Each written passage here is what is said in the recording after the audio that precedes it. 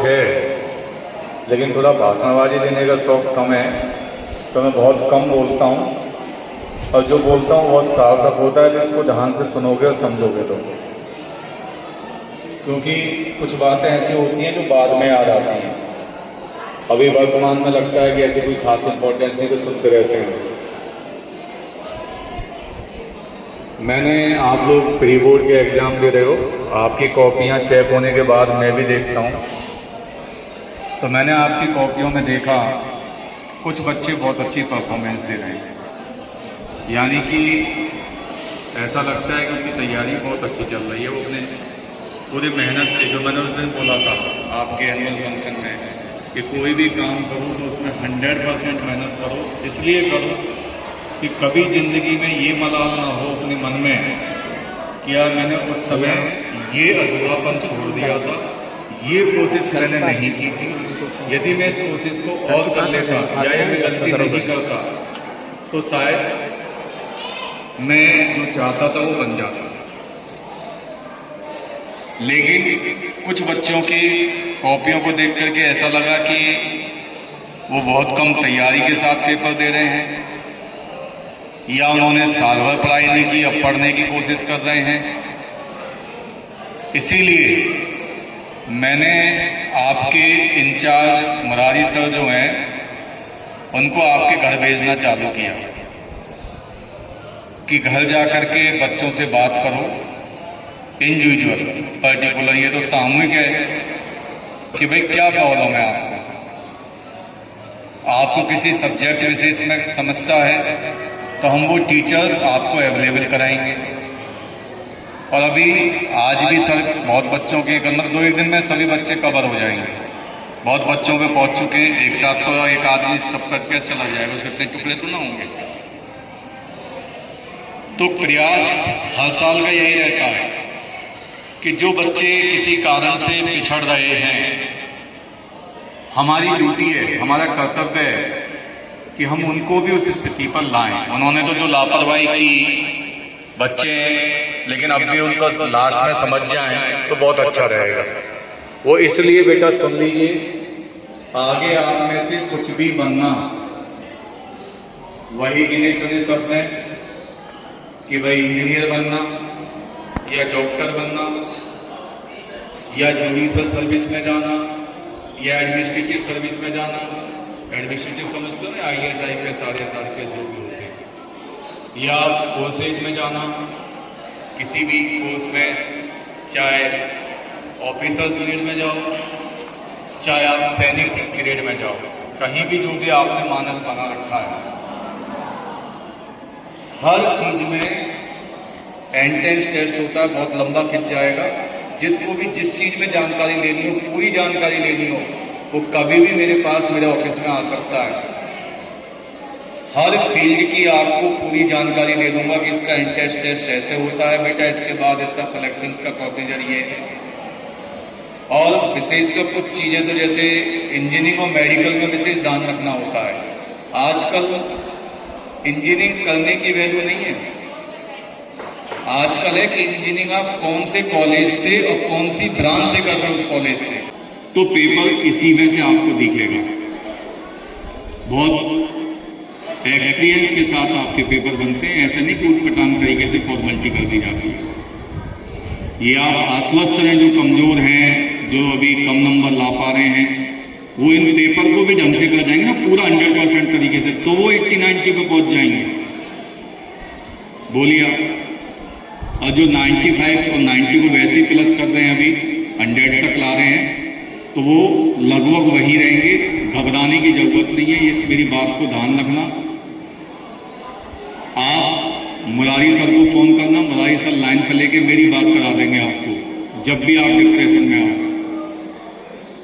आने की जरूरत नहीं है। यदि ऐसी परिस्थिति आती है, घबराहट हो रही है, बेचैनी फील हो रही है, कोई भी दिक्कत है, तो मुरारी सर का नंबर तो आप सब पर है, नहीं तो अभी नोट करा दिया जाएगा, सब नोट कर लेना। और लवानिया सर का नंबर नोट कर लेना। हो सकता है मुरारी सर से कोई बच्चा बात कर रहा हो बिजी, तो आप लवानिया सर को कर देना, वो मुझे लाइन पर ले लेंगे, मैं आपको बता दूंगा। क्योंकि बेटा मेरे समकालीन तो भरतपुर में कोई भी नहीं है, यानी जब से मैं पढ़ा रहा हूँ है ही नहीं जिसको मैं कहूँगी ये मेरे समय से पढ़ा रहा हूँ। कुछ ऊपर चले गए, कुछ बुढ़ापे की कगार पे आ गए, क्योंकि मैं जब बच्चा था तब वो सीनियर थे पढ़ाने में। और मैं मोटा सा उदाहरण दे दूं आपके, एमएनसरी में 96 के स्टूडेंट्स में 1996, यानी लगाया जाए तो 4 और 25 29 साल पढ़े, पहले तो यही पढ़ेंगे। बोलो गलत तो नहीं कह रहा हूं मैं? तो मैं 91 से पढ़ा रहा हूं और मेरी शुरुआत कॉम्पिटिशन्स की तैयारी से हुई थी, आईआईटी की से। मैं कोई 10th 11th पढ़ाने वाला टीचर नहीं था। अपने स्कूल में आने के बाद भी जो मैं पढ़ाता हूं बच्चों को 12th में, समय नहीं मिल पाता है, वो इतनी क्लासें होती हैं। तो अब भी मेरा पढ़ाने का तरीका वही कॉम्पिटिटिव ही है और खुला चैलेंज देता हूं अपने 12th में पढ़ने वाले बच्चों को कि जो मैंने साल भर पढ़ाया है इसको पढ़ने के बाद, क्योंकि मैं 11th तक की, मतलब मेरे पढ़ाने में क्या होता है, चाहे 11th क्लास हो, चाहे उसमें 6th क्लास की बात हो, कोई भी क्लास की बात हो, पहले मैं वो सब क्लियर करते हुए तब 12th के टॉपिक पे आता हूं। ये मेरी आदत है। उस टॉपिक से संबंधित जो भी बात होंगी आप देखेंगे खुद, जब मेरे से पढ़ेंगे कि अरे हम तो 10th में 100 में से 100 लाए थे, फिर भी हम ऐसी बातें नहीं जानते। क्योंकि इस समय टीचर का मैं दोष नहीं दे रहा हूं, उनका मकसद होता है कि आपको how to gain the marks, कि आप 100 में से 100 लाएं, लेकिन बहुत सारी बेसिक चीजें छूट जाती हैं। और कॉम्पिटिशन्स यही सिलेबस में से तो होता है हर जगह, लेकिन हम बेसिक बात नहीं जानते बस। और इसीलिए मैं खुला चैलेंज देता हूं अपने पढ़ाने के बाद कि आप कोई भी कंपटीशन दे लेना, यदि मैथ में आपको ये लगे तो मैं यही बैठा मिलूंगा कि सर हम उस कंपटीशन के इस सवाल को नहीं कर पाए थे कि हमारा तो बेसिक क्लियर नहीं था। तो मेरा पढ़ाने का तरीका थोड़ा अलग है। मैं सवाल कराने और छापने पर विश्वास नहीं करता। मैं पहले जो भी टॉपिक है, मुझे पता है, अपने 34 साल हो गए पढ़ाते पढ़ाते, कि किस टॉपिक में क्या क्या चीजें काम में आएंगी। अब वो कौन सी क्लास में थी छोटी में वो मुझे नहीं पता, लेकिन मुझे वो सारा बताना। तो बच्चा जब तैयार हो गया तब मैं उसको 12th की बात चालू करता हूं उससे, हर टॉपिक हर चैप्टर के अंदर। खैर, तो मैंने आपसे 2 बातें कही हैं अभी। पहली बात तो आपको किसी को भी डिप्रेशन में आने की जरूरत नहीं है। कुछ बच्चों की बहुत अच्छी परफॉर्मेंस है, वो अपने इसी परफॉर्मेंस को बना के रखें। कुछ की अभी जो कम है वो अपने आप आपको पता है, क्योंकि अब पर्टिकुलर तो मुझे नाम और ऐसे पता नहीं है, कि कॉपियाँ देखी उस आधार पर। फिर भी किसी को कोई प्रॉब्लम है, सर आपके घर जा ही रहे हैं, लगभग सबके घर पहुँच चुकेंगे 2-3 दिन के अंदर। और मलारी सर का, लवानिया सर का नंबर दे दिया जाएगा आपको। कोई भी दिक्कत है आप इनको फोन करें, इनको लगता है तो ये मुझे लाइन पे ले लेंगे। लेकिन बेटा मैं अपना नंबर डिस्क्लोज नहीं करता हूँ, ये थोड़ी समस्या है।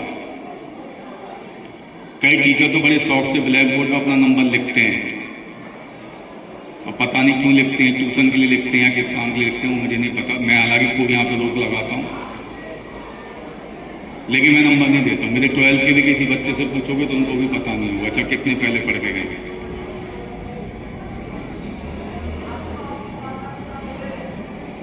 इसमें किसी को कोई प्रॉब्लम हो तो बोलिए, हाथ खड़ा करो, आपको छूट है। मौसम अच्छा है, इतनी गर्मी नहीं पड़ रही है। बोलो किसी को कोई प्रॉब्लम है इस बात में? करेंगे ना आप तैयारी, जितनी कमजोरी है सब कुछ आपके हाथ में है, क्योंकि बाहर से कुछ नहीं आना, जो आपको पढ़ाया गया उसी में से पूरा पेपर होगा।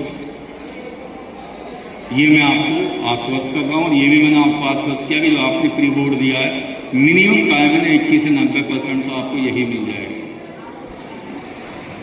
तो पहला तो मैं वापस अपनी बात पे आता हूं, आपकी तैयारी ठीक चल रही है, उसको वैसे मेंटेन रखो। जहाँ कमजोरी है उसको बढ़ाओ अपने पढ़ने को। ये होली बेटा अगले साल आएगी, 11th होम एग्जामिनेशन होगा, जब मना लेंगे। लेकिन ये इस साल 10th हो गया। होली पर अपने को बंद करो अपने कमरे में, क्योंकि तबीयत खराब होगी तो दिक्कत आ जाएगी। खाने पीने का अपना स्वस्थ आहार लो, शादी वादियों में मत जाओ, क्योंकि बहुत सारे खाने में बैक्टीरिया होते हैं। अपना कवर दिखा दें, कोई पता नहीं, सबको अवॉइड करो उस समय पेपर के टाइम में। और कोई आपसे माइनस बात करता है, डिप्रेशन की बात करता है, ऐसे लोगों से तुरंत फोन कट कर दो, ऐसे लोगों के पास बैठना बंद करो। नेगेटिव मेंटेलिटी समझ गए ना, अरे मेरे तो तैयारी नहीं, अरे तो ऐसा होता है, अरे पेपर ऐसा, अरे नहीं। Positive mentality. मैं कह रहा हूं ना, मेरे पास तो कितने साल का अनुभव है। मेड देना तो आप पेपर दे क्या होगा ना बेटा, जिस भी सब्जेक्ट का, उस दिन तो आप आराम करो, उस दिन नो टेंशन, आराम करो और रात को टाइम से सो जाओ। लेकिन रात को उस दिन सोते समय ये अपना मानस बना लेना कि इस पेपर में 3 दिन का गैप है, इसमें 4 दिन का गैप है, 5 दिन का। कई बच्चे गलती कर बैठते हैं, 1-2 दिन और खराब कर देते हैं। जब लास्ट के 2 दिन रह जाते हैं तब वो फिर वो घबराहट होगी उनको।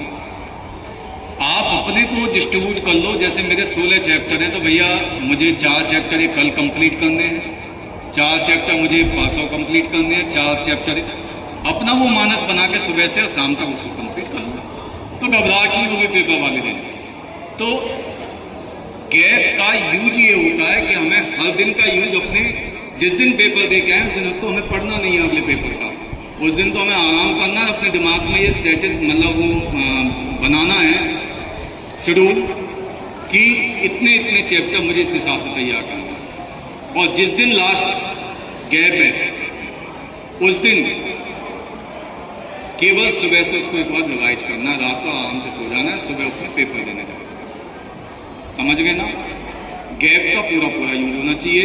कहीं शादी में मत चले जाना, मैंने पहले बोल दिया बात है। कहीं होली खेलना नहीं, अगले साल खूब खेलना। ये लाइफ में जिंदगी भर काम में आएगी 10 की परसेंटेज आगे। और आगे की गाइडेंस के लिए मैं बैठा हूं, मेरे से कभी भी आके मिल सकते हो। और यहां पर आपको बेस्ट ही मिलेगा। 11th में 2 महीने बाद ही आपको लगे कि गलत फंस गए तो आप मेरे से आके मिल लेना, और इससे ज्यादा मैं वायदा नहीं कर सकता। बेहिचक फोन करना, और यदि आपको लगता है कि सर से हम बात करें तो ये मेरे से आपको बात कराएंगे, ठीक है। दूसरी बात, मैं ईश्वर से कामना करता हूँ, सच्चे दिल से कामना करता हूँ कि आप लोग 10th में आपके पेपर बहुत अच्छे जाएं, आपकी बहुत अच्छी परसेंटेज बने। और यदि आप मेरे से जुड़े रहेंगे तो जिस मंजिल पर आप पहुंचना चाहते हैं उस मंजिल पर पहुंचाने की मैं आपसे प्रॉमिस करता हूं।